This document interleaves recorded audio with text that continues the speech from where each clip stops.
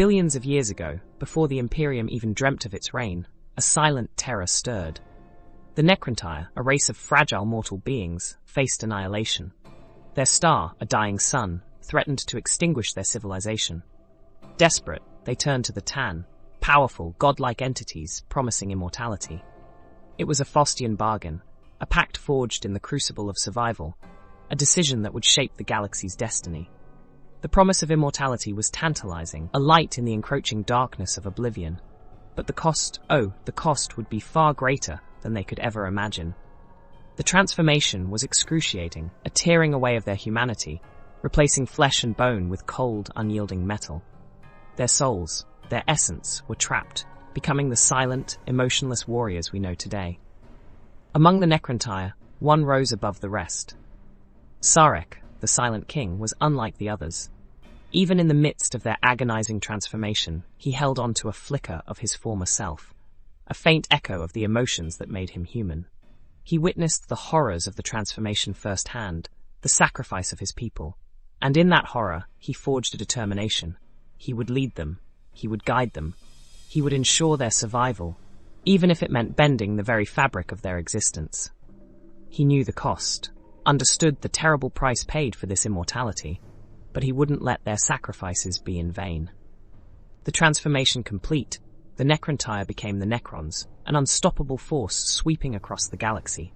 Sarek, now the Silent King, led his legions, conquering planets and subjugating civilizations. But the Catan, their creators, were not benevolent gods.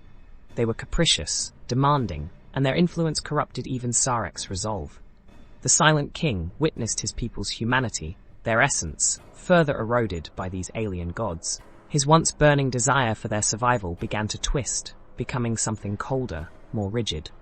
As the Necrons expanded their empire, whispers of dissent began to surface.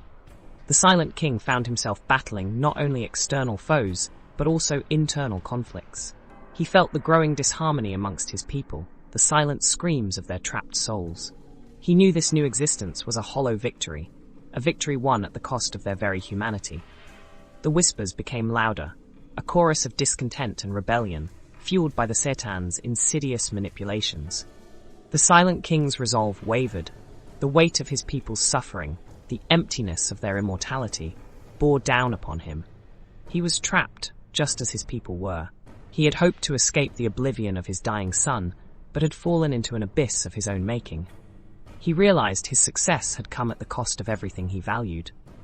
This was not the salvation he had sought, but a prison of cold metal and silent sorrow. Betrayal followed. His closest lieutenants, corrupted by the Cetan, turned against him, shattering the unity of the Necron Empire. The ensuing war fractured the Necrons into warring dynasties, each with their own agendas. The Silent King fought his own generals, brothers in arms transformed into bitter enemies. The weight of a broken empire pressed down upon him.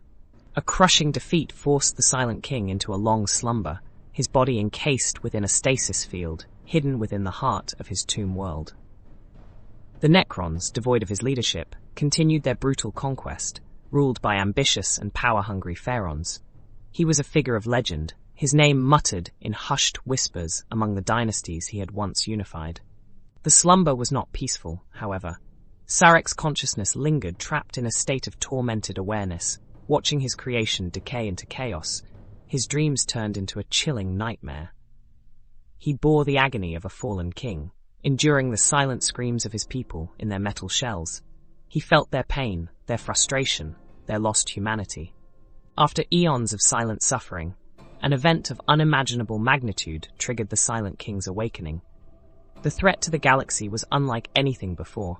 Something ancient and terrible was stirring. He felt the ripple of its power across the cosmos, a tremor in the fabric of reality itself. He saw the true price of his actions, the ultimate cost of his deal with the Tan. This was no longer just about survival. This was about redemption. The Silent King is awake. His silent legions stir from their slumber. The galaxy trembles before the rise of the Necron Overlord. The long wait is over. A new era dawns, one of cold, silent vengeance, but perhaps, just perhaps, also a path towards a long-lost hope. The fate of the galaxy hangs in the balance, swaying to the beat of a silent, metallic heart.